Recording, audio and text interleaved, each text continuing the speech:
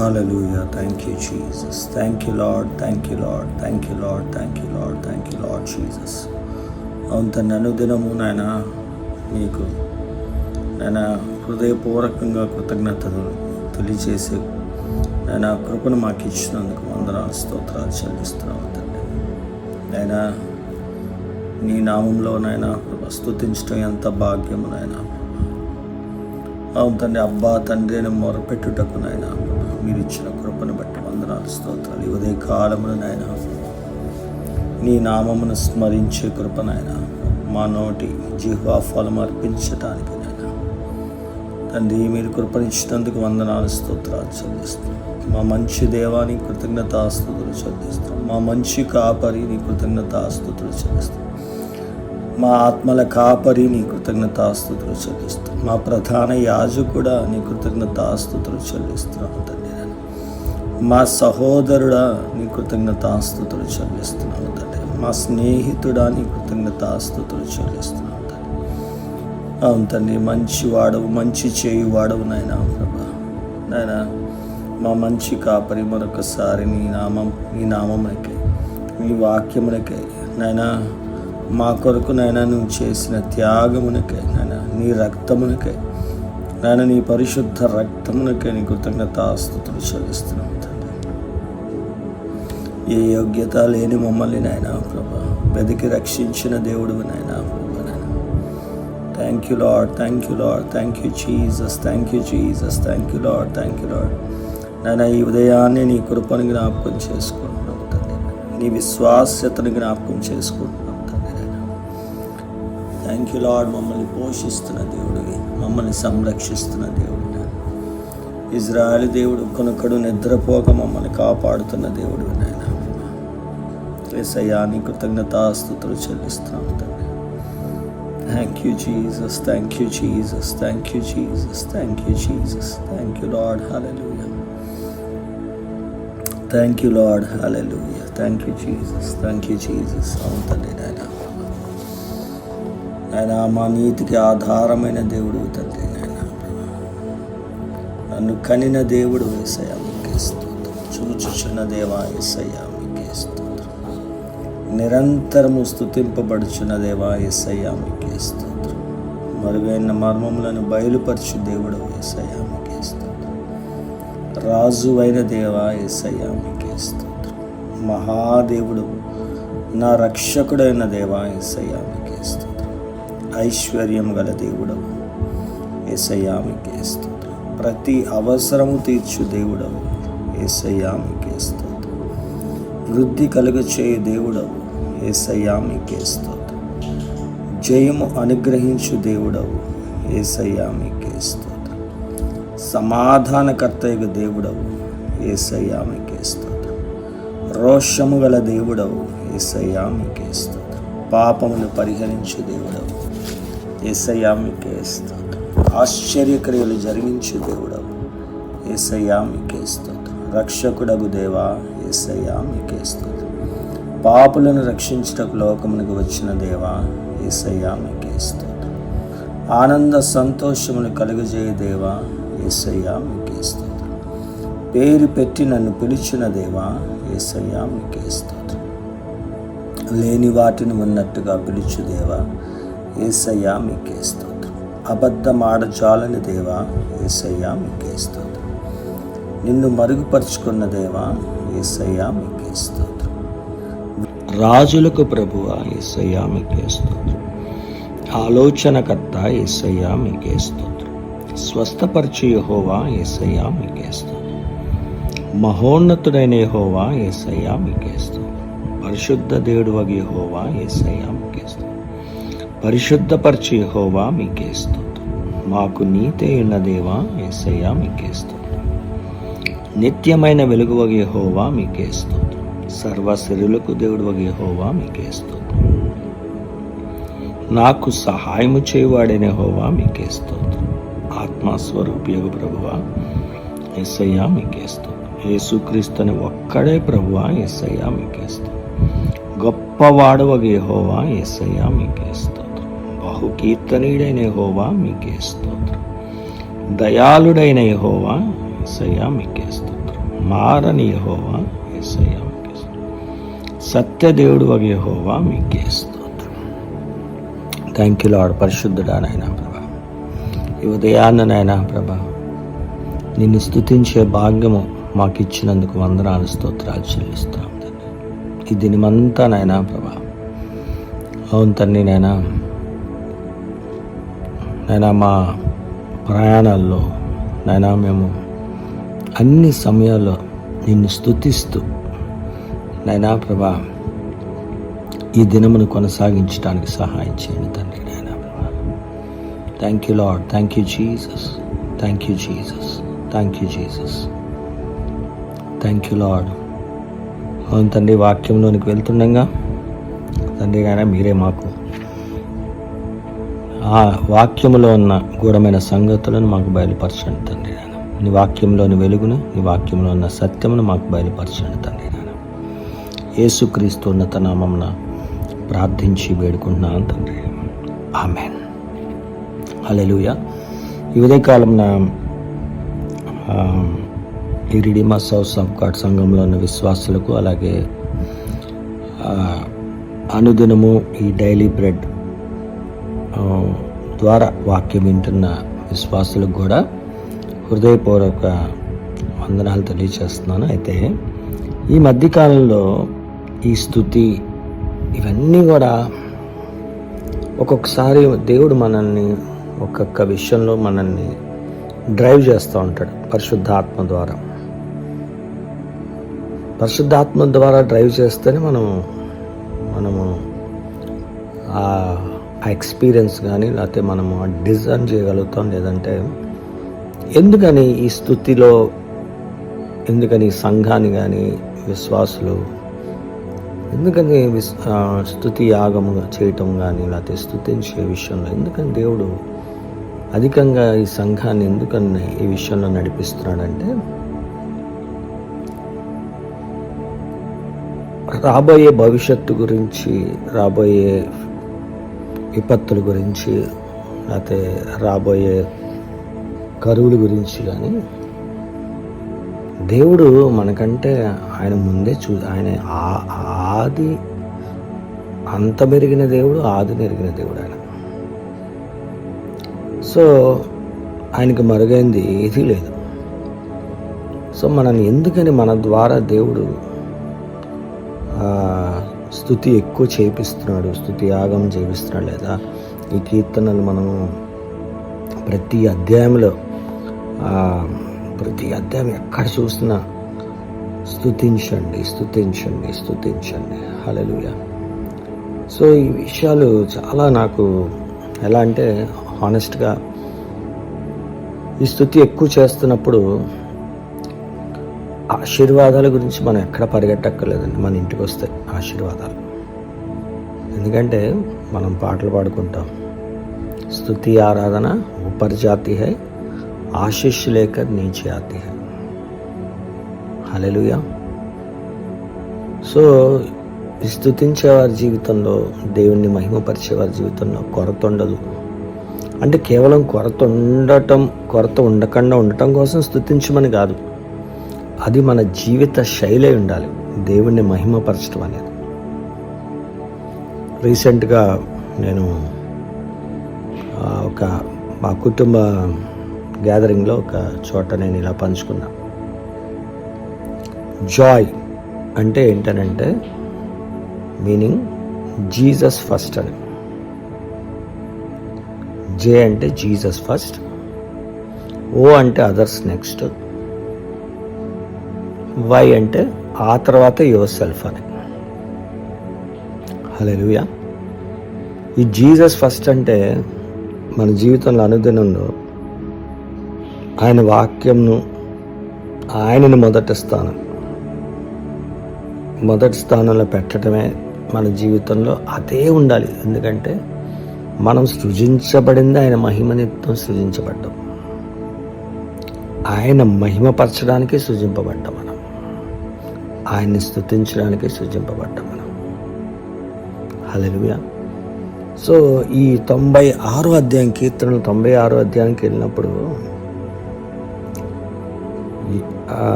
96లో first వచనాలను యెహోవా మీద క్రొత్త కీర్తన పాడుడి, సర్వభూజనులారా యెహోవా మీద పాడుడి. యెహోవా మీద పాడుడి, ఆయన నామమును స్తుతించుడి, అనుదినము ఆయన రక్షణ సువార్తను ప్రకటించుడి. సో అనుదినము మన జీవితంలో ఆ రక్షణ సువార్తని ప్రకటించడంలో చాలా శక్తి ఉందండి. సువార్త ప్రకటించడం, ఎందుకంటే నమ్మిన వారికి అది శక్తి, నమ్మని వారికి వెరితనంగా ఉంటుంది. నువ్వు ప్రతిసారి యేసయ్య గురించి, యేసయ్య సువార్త గురించి నువ్వు ప్రకటిస్తూ ఉంటే నీకు తెలియకుండానే దేవుని శక్తిని నీ జీవితంలో అనుభవిస్తూ ఉంటావు. ఎంతో సువార్త ప్రకటించినప్పుడు ఆ ఎక్స్పీరియన్సెస్ ఎన్నోసార్లు ఉన్నాయండి, ఎన్నోసార్లు. రీసెంట్గా దేవుడు ఒక పెద్ద ఆఫీసర్కి, మన ఏరియాలోనే ఒక రెవెన్యూ ఆఫీసర్ గారికి, మండల ఆఫీసర్ గారికి సువార్త ప్రకటించే కృప ఇచ్చాడు దేవుడు. హల్లెలూయా. సో సువార్త ప్రకటించినప్పుడు, సువార్త మనము ఇతరులకు చెప్పినప్పుడు మన జీవితంలో ఉండే జాయ్ వేరండి. హల్లెలూయా. సో ఇక్కడ దేవుని యొక్క వాక్యంలో అనుదినము ఆయన రక్షణ సువార్తను ప్రకటించడం, అన్యజనుల్లో ఆయన మహిమను ప్రచురించడం. హల్లెలూయా.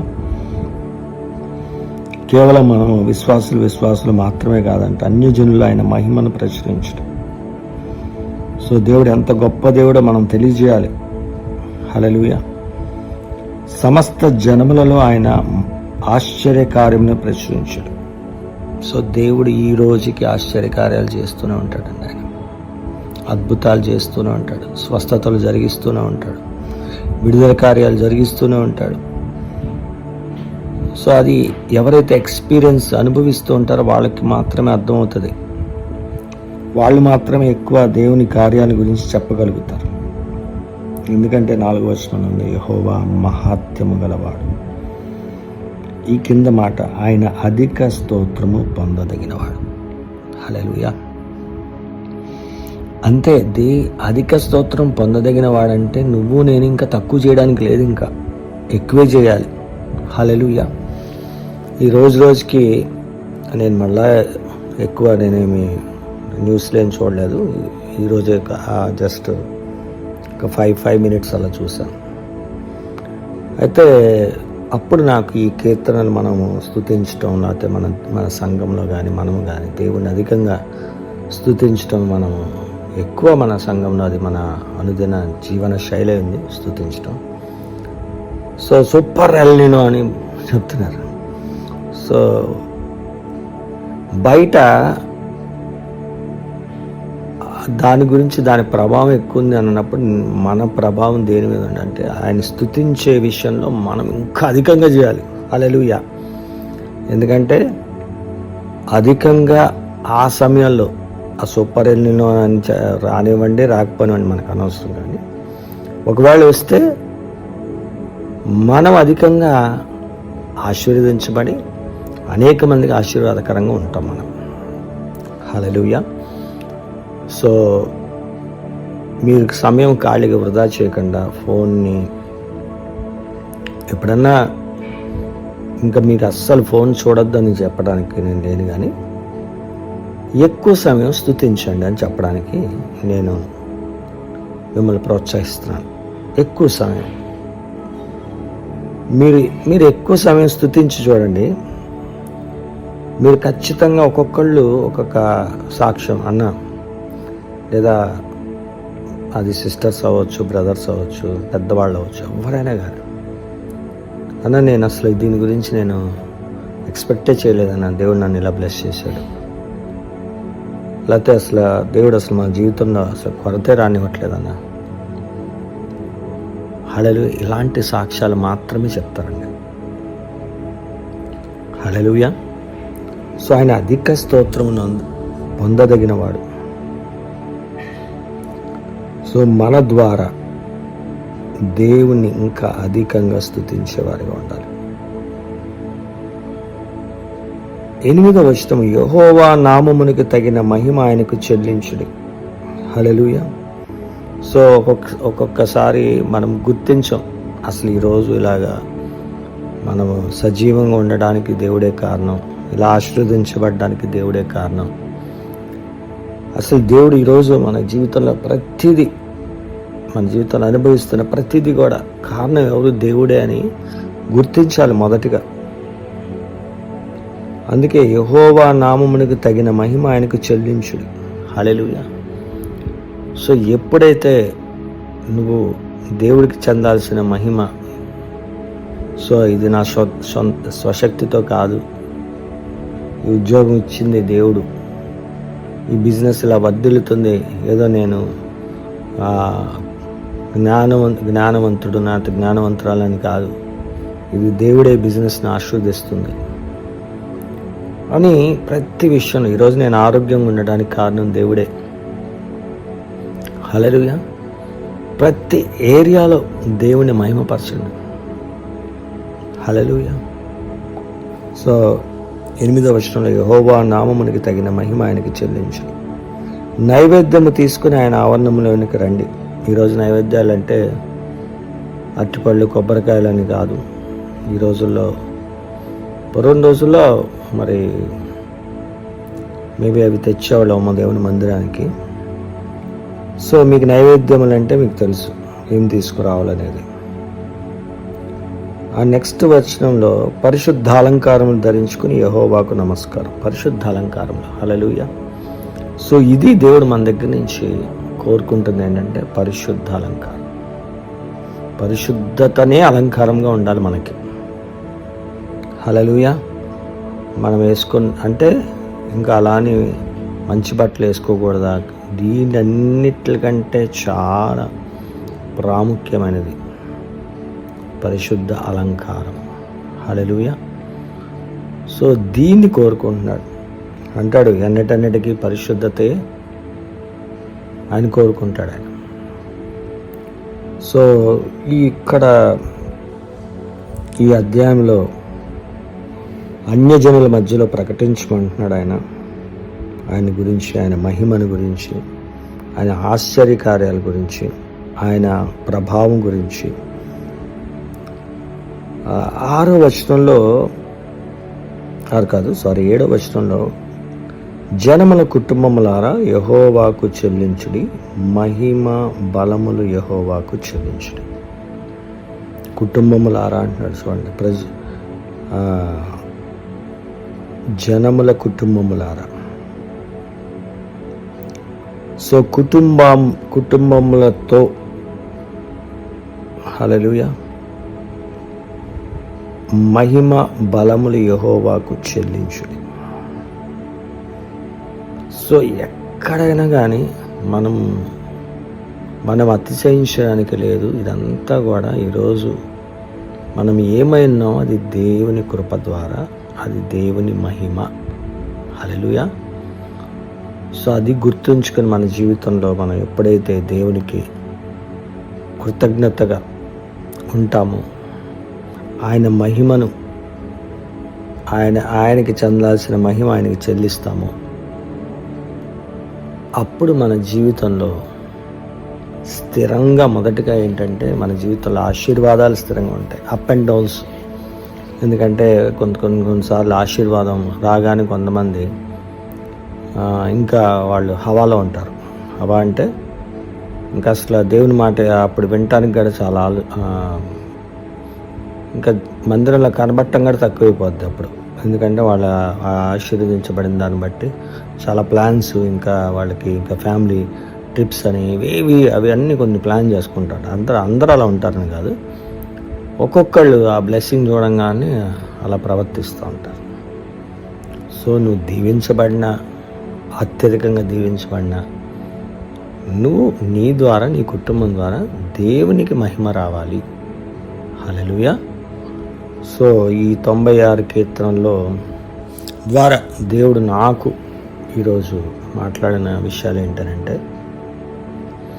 రాబోయే దినాలు కరువైనా, అది ఎలా ఉన్నా కానీ, ఇరుకుల్లాంటి పరిస్థితులైనా కానీ, ఇప్పటి నుంచే ఎవరు కూడా చూడండి, ఒకళ్ళు పునాదులు వేసుకోవాలంటే వర్షం వచ్చే రోజు ఈ గొయ్యలు తీసి పిల్లర్స్ వేసుకోవడానికి చూస్తారా? వర్షం రాకముందే అన్ని, ఏ వర్షాకాలం రాకముందే ముందే గొయ్యలు తీసుకుని పిల్లర్స్ వేసుకొని రెడీగా ఉంటారు. సో అట్లా కరువు వచ్చిన సమయంలో ప్రార్థన చేస్తాను, అప్పుడు కరువు వచ్చిన సమయంలో నేను అప్పుడు స్తుతిస్తా, కరువు వచ్చిన సమయంలో అప్పుడు దేవుని మీద ఆధారపడతా. నో, సిద్ధంగా ఉండాలి, ప్రిపేర్డ్. హల్లెలూయా. ప్రిపేర్డ్ అంటే ఇప్పటి నుంచే నేను. హల్లెలూయా. సో ఎవరు కూడా చూడండి, ఇప్పుడు వర్షాలు పడవు, వర్షాలు రావన్నప్పుడు విత్తనాలు ఏదో వేసుకుని కూర్చోడు. వర్షాలు పడుతూనే వస్తాయనగానే ముందు విత్తనాలు వేసుకుని కూర్చుంటారు.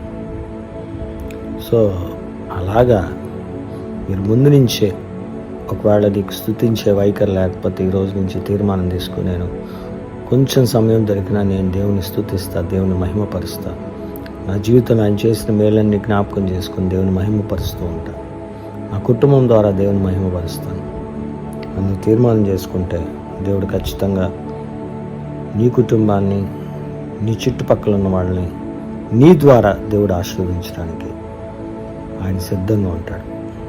అబ్రహాముని ఎందుకు దీవించాడంటే అనేక జనాలకు ఆశీర్వాదకరంగా ఉండడానికి. నిన్ను ఎందుకు దీవిస్తాడంటే నిన్ను నన్ను అనేక మందికి ఆశీర్వాదకరంగా ఉండడానికి. దేవుడి మాటలు దీవించి మనందరినీ ఆశీర్వాదంలోనికి నడిపించును గాక.